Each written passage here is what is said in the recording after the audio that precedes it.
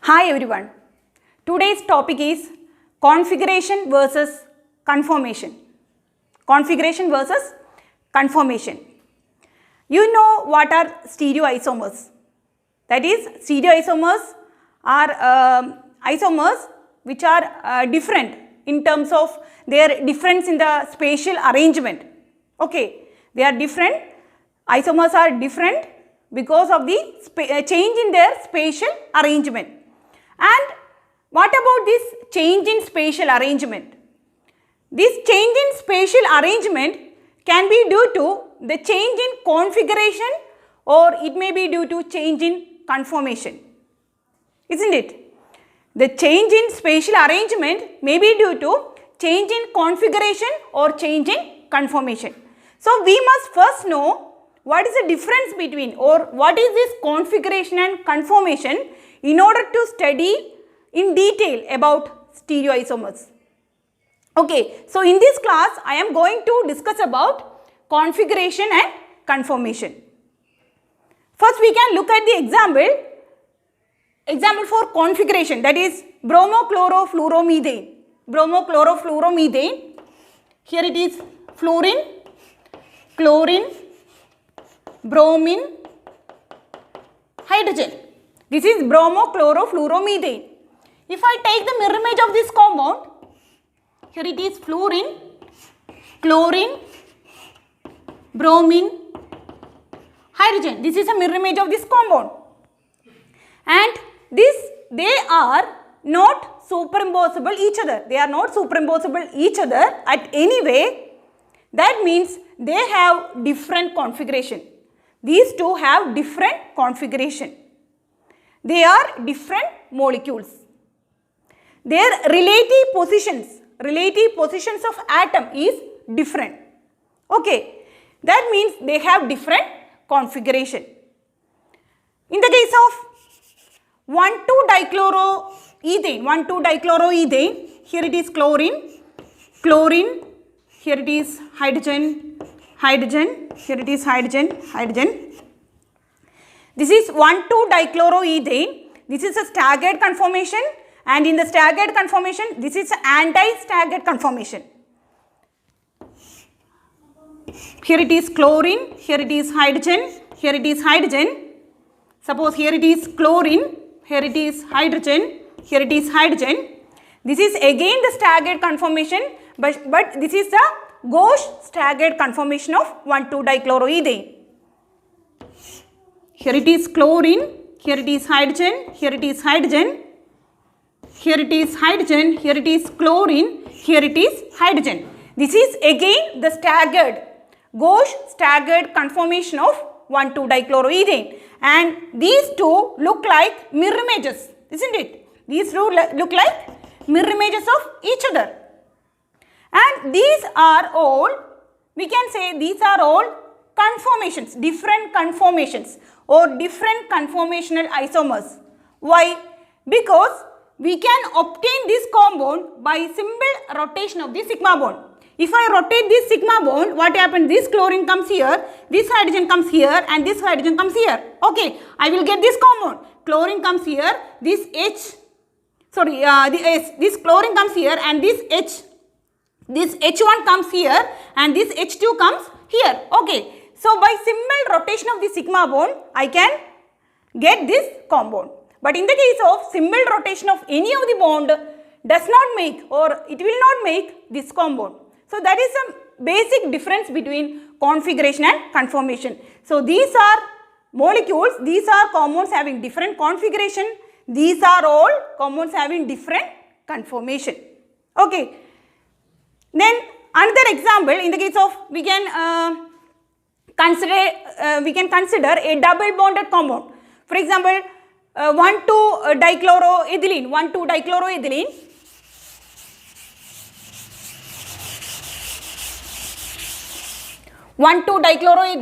C double bond C, here it is chlorine, here it is hydrogen, here it is chlorine, here it is hydrogen. This is 1,2-dichloroethylene. This is a cis form, and here it is chlorine, here it is chlorine, here it is hydrogen, here it is hydrogen. This is a transform, isn't it? So I am drawing the cis and the trans. Cis and the trans 1,2-dichloroethylene. And what about these two isomers? They have different conformation or they have different configuration. In order to find that, if I try to rotate this carbon-carbon bond, what happens? Is it possible to rotate the carbon-carbon bond? No. If I try to rotate that carbon-carbon bond, what happens? It will break. That means here the energy barrier is high. If I try to rotate this carbon-carbon bond, that will break. That means it is not possible to make this compound from this compound by simple rotation.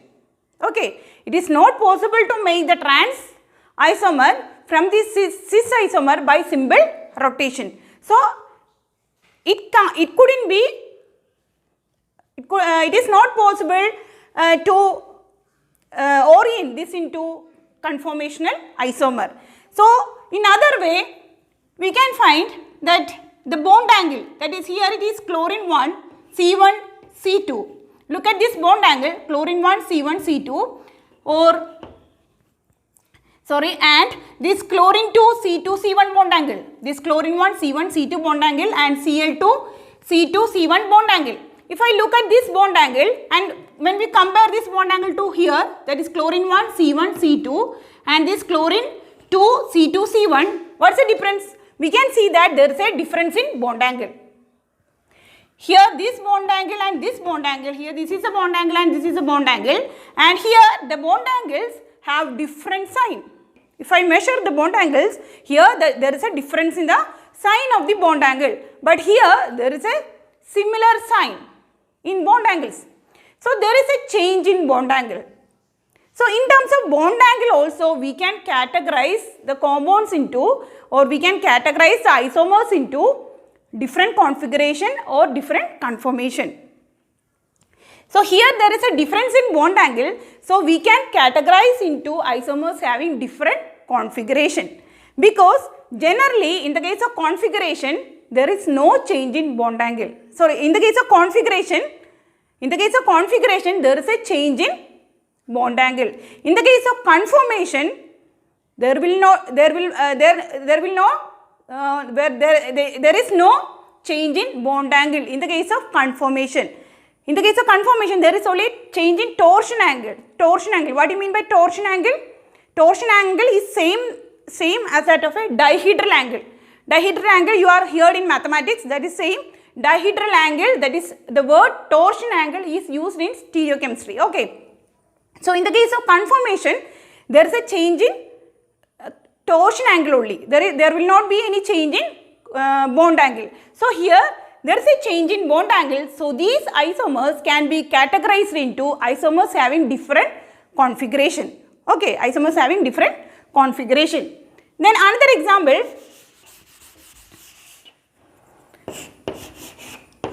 this cyclohexane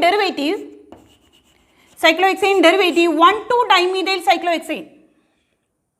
This is 1,2-dimethyl cyclohexane and this is a cis form, again cis form, and here it is methyl above, here it is methyl below. Okay, this is trans, because here these two methyl are on the same side, here two methyl groups are on the opposite side, above and below. So this is a cis isomer and this is a trans isomer.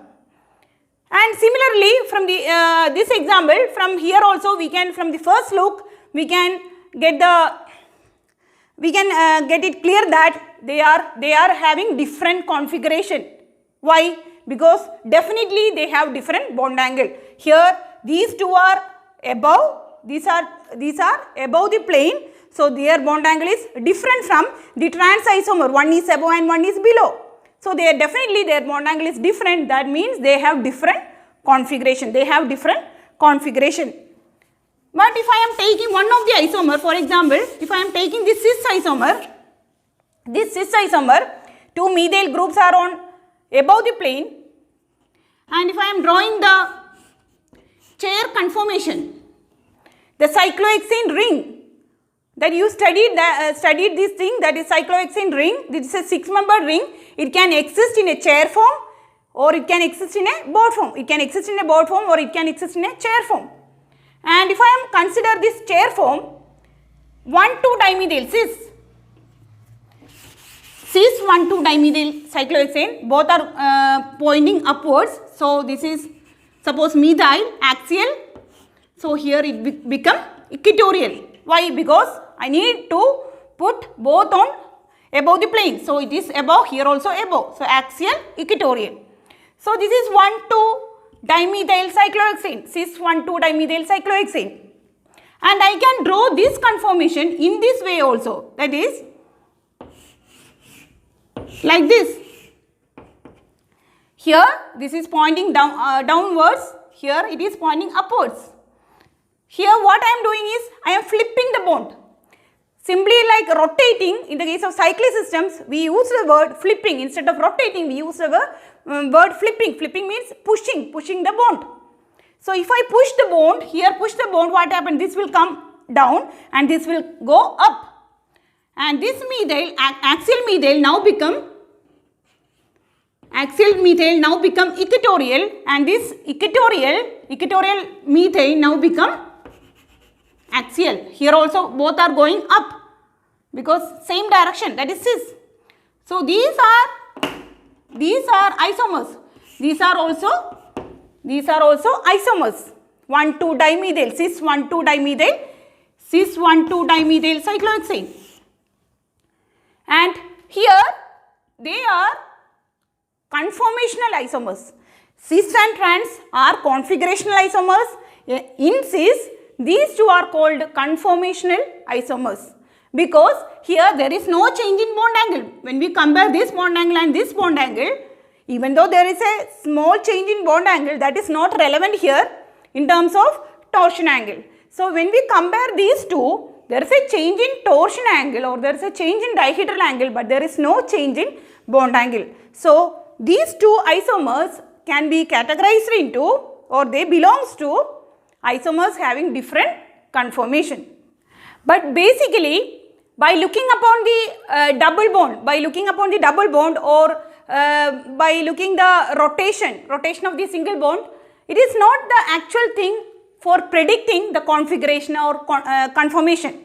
Okay, that is the main criteria or the basic thing to find whether these isomers belongs to configurational isomers or conformational isomers is that the energy, that is energy is the main criteria for finding whether they are configurational isomers or conformational isomers. Okay. For example, look at this compound, that is, this is an alkene derivative C double bond C R1 COR OR1. Okay. The compounds of this type, what is our prediction? We think that these type of compounds are, or the isomers of these type of compounds are configurational isomers because of the presence of that double bond. Okay, like we already so one example, 1,2-dichloroethylene. So we think that they are configurational isomers because of the presence of that double bond. But literature shows that their energy value, the energy barrier is around 60 to 70 kilojoules per mole.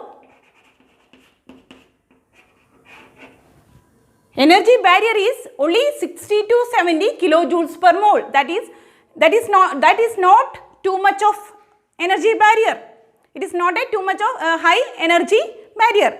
That means that isomers can, for example, that cis isomer of this compound can be converted into, or it can rotate to form its trans isomer because energy barrier is not too high. It can form its conformational isomer. Similarly, in the case of this compound, this is cyclooctane, like cyclohexane. This is cyclooctane. Instead of 6-membered, it is an 8-membered ring, with a double bond. That is cyclooctane. And this compound is transcyclooctane. Here is one hydrogen, here hydrogen. Okay. Similarly, I can draw here hydrogen, here hydrogen. Okay, this is trans-cyclooctene. And what's the importance of this compound? This compound, you imagine it is a cyclic ring with a double bond, and this compound is a tendency to exist in a twisted form. Twisted form like helix. Tendency to exist in a twisted form. This is a twisted form of trans-cyclooctene. And this is a twisted form of trans-cyclooctene, and this compound, it can form its isomer by restricted rotation of this single bond. It is quite difficult to imagine in this plane of this board. Actually, this shaded portion is above the plane. It remains as a helix. It is above the plane, this shaded portion, and the other atom is in another plane. Okay, this polymethylene chain is above the ring, and these double bonded carbon atoms, they are in the plane. Similarly here also. So here the restricted rotation of this single bond, causes other isomer. So here it is, in the above case also, we think by seeing this molecule, we think that they are configurational isomers. But they are conformational isomers. Why they are conformational isomers? Because here the rotation of the single bond always causes conformational isomer. So here the rotation of the single bond happens. That is why it is called a conformational isomer. And this conformational isomer has another name called atrope isomer. Or they are atrope isomers. What are atrope isomers? Atrope isomers are isomers that are formed due to restricted rotation of one or more single bonds. Atrope isomers are isomers that are formed due to the restricted rotation of one or more sigma bonds. That is called atrope isomers. So they are conformational isomers. They are conformational atrope isomers. Okay, there are another examples that we will study in later classes in the case of biphenyl systems. They are also atrope isomers. Okay, and the other important thing here is that even though they are conformational isomers, they remain as configurational isomer. So it is very confusing that whether they, is it a question that students have always doubt, is it a conformational isomer or it is a configurational isomer? Actually they are both, because due to the restricted rotation of the single bond, they are called conformational isomers, but their energy barrier, here the energy barrier between them is found to be 151 kilojoules per mole. Energy barrier between them is found to be 151 kilojoules per mole. That is high energy. So because of that high energy, they remain as configurational isomers. That means we can isolate them. They are stable even in the room temperature conditions. It is, we can isolate or we can separate or we can view the molecule. So they are conformational isomers. Yes, they are conformational isomers. Is they are configurational isomers? Yes, they are configurational isomers. There is a twist in that these type of compounds. Generally, we are saying that they are conformational isomers, but they can remain as configurational isomer because of their energy barrier. Why? Because in the case of conformational isomer, we said that because their energy barrier is low, that is why they easily converted into other. Here, it is not easily converted into other because they have high energy barrier. Okay, so that is the importance of these type of compounds. So from these two examples, there is a twist, isn't it? Whatever we told in the before classes, there is a twist here, because here it is a, because of double bond here there is a double bond, then also it is considered as a conformational isomer. Here it is a single bond, but single bond, it is also a conformational isomer, but due to its energy barrier, it remains as a configurational isomer. So, in order to predict in order to find the isomers are conformational isomers or configuration isomers, we must look upon these things, that is their energy criteria and their rotation, whether they are rotating, the single bond rotation is happening. The two things, we need to bother about the energy and we need to bother about their rotation. Is it a single bond rotation? So, these two factors, it is jointly decides that the isomers are configurational or conformational. Okay, that is energy criteria and the rotation happens on a single bond. So, I already discussed about the energy barrier. So, what is the boundary of this energy barrier? Who decides this energy barrier? Generally, under the ordinary laboratory conditions, the energy barrier is 100 kilojoules per mole. 100 kilojoules per mole. That is, generally, if the isomers having the energy barrier greater than 100 kilojoules per mole, these isomers remain as configurational isomers. Energy barrier is greater than 100 kilojoules per mole.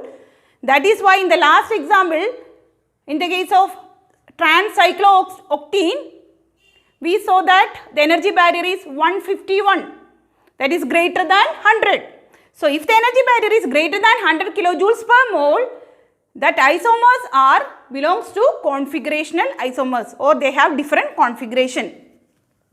If the energy is less than 60 to 70 kilojoules per mole, if the energy barrier is less than 60 to 70 kilojoules per mole, they remain as conformational isomers.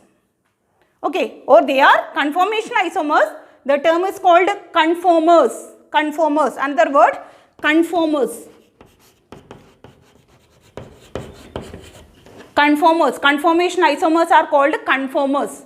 So, if the energy is less than 60 to 70 kilojoules per mole, they remain as conformers. And one more thing, Professor Ernst E. Ellel. You heard about E. Ellel. You studied in your master classes about stereochemistry book. Okay, he is a professor in the university in US, and he is a pioneer in stereochemistry studies. And also you heard about Nasipuri, Professor Nasipuri, Indian professor. He also worked for a short duration of time with Professor Ellel, and he inspired from Ellel's work in stereochemistry, and he wrote the book. He also did some stereochemistry works, and he wrote the stereochemistry famous book. Okay, we all studied that Ellel's and Nasipuri's stereochemistry book. Okay, and as per Ellel, Professor Ellel, he told that we have to consider the room temperature energy barrier conditions also. We have to include the room temperature energy barrier condition. That is, room temperature energy barrier is 2.58 kilojoules per mole. 2.58 kilojoules per mole, that is a room temperature energy barrier. So, if the energy barrier is less than 2.58 kilojoules per mole, as per Ellel, he said that these conformational isomers obtained here, they remain as homomers. Homomers means identical molecule. If the energy is very low, they remain as homomers. For example, I already show the Gauche conformation of 1,2-dichloroethene. This is chlorine, hydrogen, here it is hydrogen, and here chlorine, here hydrogen, here hydrogen, mirror image. This mirror image, I am drawing the mirror image, here chlorine, here hydrogen. Okay, mirror image of this compound, and they are conformational conformers. And if the energy barrier is less than 2.58 kilojoules per mole, what happens? They easily interconvert. It can easily interconvert. If this sigma bond is rotated, what happens? This comes here, and this hydrogen comes here, and this hydrogen comes here. That means this molecule becomes same as this. They both become same. They both become identical. that means they become homomers. So if the energy barrier is less than 2.58 kilojoules per mole, these conformational isomers remain as homomers. Okay. And another term in the case of invertomers, I just noted that term in order to familiarize you that term invertomers. I am not discussing more about invertomers. It is in the case of nitrogen compounds. In the first class, I showed some nitrogen compounds. We are mostly studied about carbon chemistry, but this nitrogen sulfur compounds also show stereochemistry. Okay. In the case of nitrogen, we discussed in that class, they can easily interconvert. Okay. They can easily interconvert, and that nitrogen compounds are called invertomers. That is conformational isomers. Conformational isomers of carbon compound we called conformers, but the conformational isomers of nitrogens are called invertomers. Invertomers. Okay, that's the term invertomers. In the case of nitrogen, these type of isomers are called, if they can inverted into the other.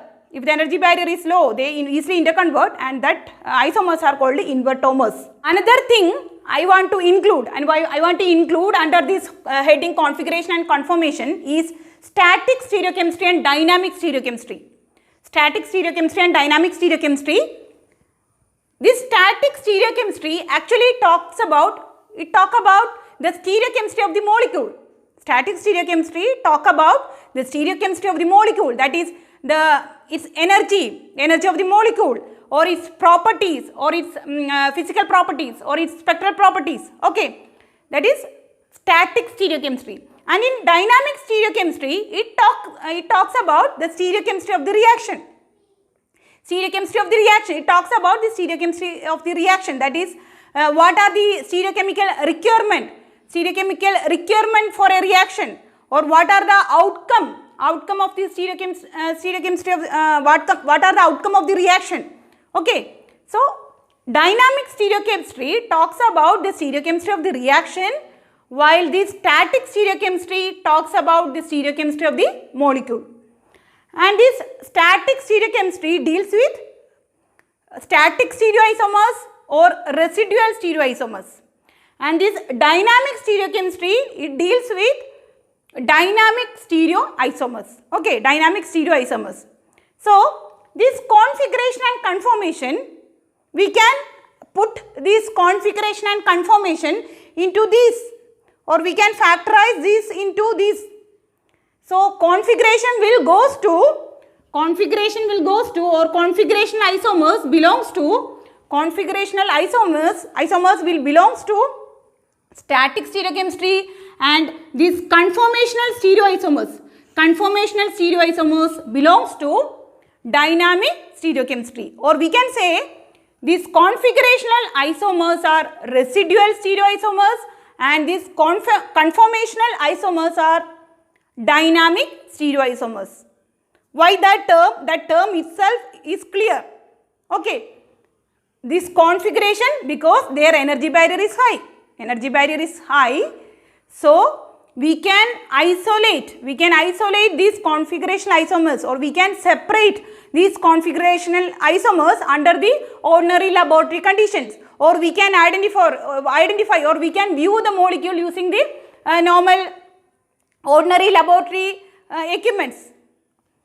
That this configurational isomers. But what about these conformational isomers? They are dynamic. They are easily interconvert because their energy barrier is low. So is it possible to identify, or is it possible to view these conformational isomers? No. So if we need to identify the conformational isomers, or if we need to identify the dynamic stereoisomers, we need instruments such that the time scale of the instrument must be lower than the rate of interconversion of these isomers. Only then we can identify, only then we can view these conformational isomers. That is, the time scale of the instrument must be lower than the rate of interconversion of these conformational isomers. Then only we can identify these conformational isomers. So for convenience, we can factorize this stereochemistry into static and dynamic, and we can classify this configuration and conformation into this static and dynamic stereochemistry. But it is not the fundamental way of grouping this configuration and conformation. There are cases goes in cross way also. Okay, that is configuration comes in static, configuration comes in dynamic, and this conformation goes to static. There are cases also that I am not discussing here. So generally we can, for the convenience, we can to get an idea, we can group this configuration and conformation into static and dynamic. Okay, that is residual stereoisomers are called configuration isomers, or configuration isomers are called residual stereoisomers. They come under static stereochemistry, and conformational isomers are called dynamic stereoisomers. Conformational isomers are called dynamic stereoisomers. They come under dynamic stereochemistry. Okay, that is dynamic stereochemistry. It talks about the stereochemistry of the reaction, and it talks about the stereochemistry of the molecule. So these are the things I want to discuss under the heading configuration and conformation. Okay, thank you.